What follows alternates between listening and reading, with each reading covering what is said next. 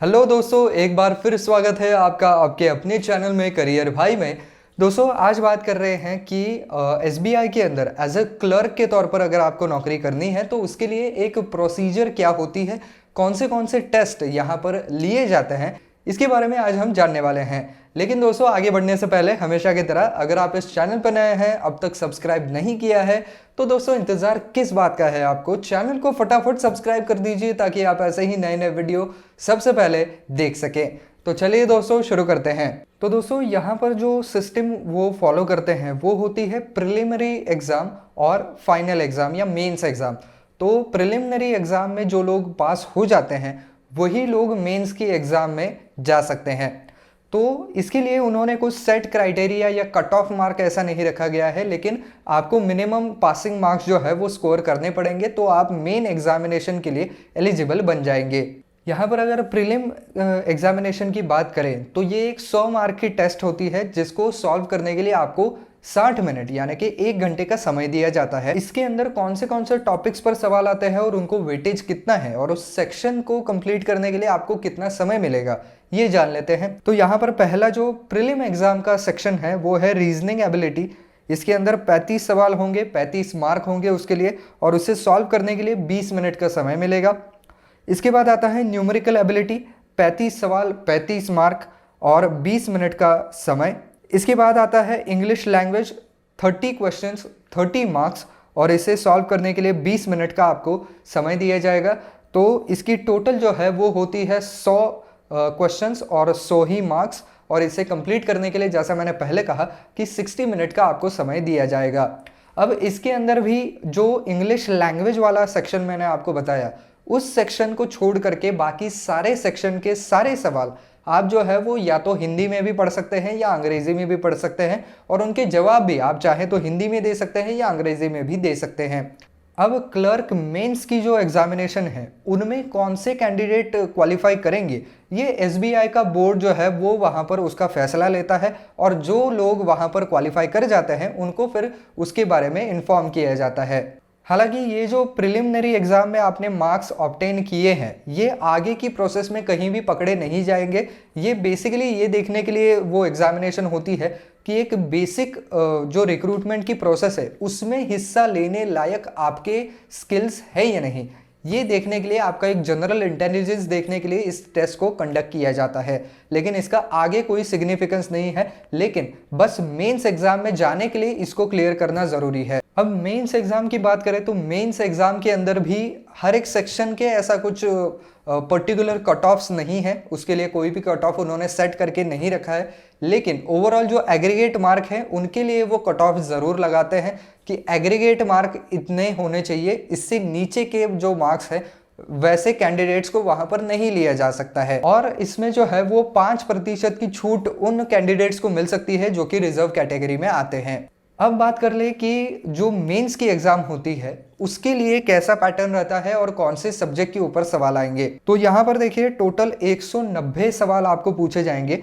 और ये एक 200 मार्क की टेस्ट होगी, और इसे सॉल्व करने के लिए आपको पूरे 2 घंटे 40 मिनट का समय दिया जाएगा। इसके अंदर का पहला सेक्शन जो है वो है reasoning ability and computer aptitude.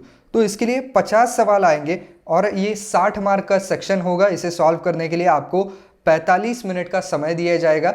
और सेम इस एग्जामिनेशन में भी इंग्लिश वाला सेक्शन छोड़ के बाकी सारे सेक्शन में आप हिंदी या इंग्लिश किसी भी लैंग्वेज में पेपर को पा सकते हैं, क्वेश्चन पढ़ सकते हैं और उसका जवाब भी हिंदी या इंग्लिश किसी भी लैंग्वेज में दे सकते हैं। इसके बाद दोस्तों आता है क्वांटिटेटिव एप्टीट्यूड। इसके लिए आपको 50 सवाल आएंगे और 50 ही मार्क मिलेंगे, और इसको सॉल्व करने के लिए भी 45 मिनट का समय मिलेगा।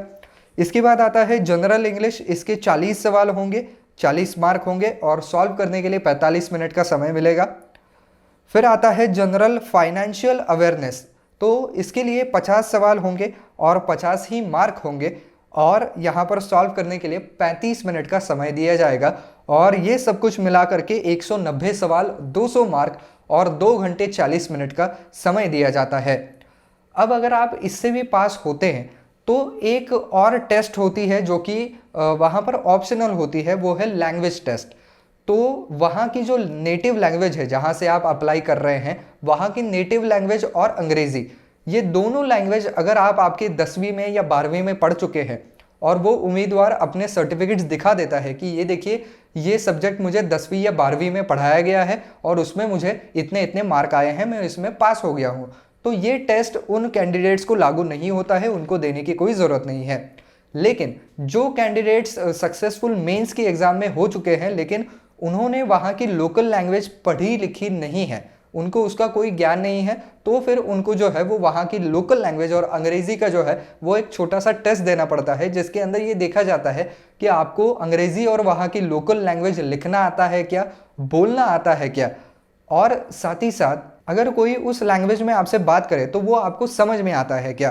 तो इसके लिए वो टेस्ट जो है वो कंडक्ट की जाती है। हालांकि इस टेस्ट में अगर आप फेल हो जाते हैं तो फिर आपको आगे जाने का मौका नहीं मिल पाएगा, यानी कि आपकी रिक्रूटमेंट नहीं हो पाएगी। अब इसके बाद दोस्तों ये मेंस की एग्जामिनेशन हो गई, आपका रिजल्ट आ गया, आप पास हो गए। अब इसके बाद क्या होगा, तो आपकी एक प्रोविजनल यहाँ पर जो है वो सिलेक्शन की जाएगी। तो ये जो प्रोविजनल आपकी जो है वो सिलेक्शन की जाती है वो 3 क्राइटेरिया के ऊपर होती है। उनमें से सबसे पहला क्राइटेरिया ये है कि जो एसबीआई की क्लर्क की एग्जामिनेशन आप पास करते हैं उनमें आपने कितना स्कोर किया है। दूसरी बात, कैंडिडेट की जो पूरी एलिजिबिलिटी है वो उस पद के लिए पूरी तरीके से वैलिड है या नहीं, इसका पूरा वेरिफिकेशन होगा। और ये भी देखा जाएगा कि ये जो ऑनलाइन एप्लीकेशन इसके लिए करना पड़ता है, तो ऑनलाइन एप्लीकेशन में दी गई जो इन्फॉर्मेशन है वो और इन्होंने जो सर्टिफिकेट हमारे सामने रखे हैं वो सब कुछ मैच करते हैं या नहीं, ये भी वहाँ पर ज़रूर देखा जाएगा। और तीसरी बात, अगर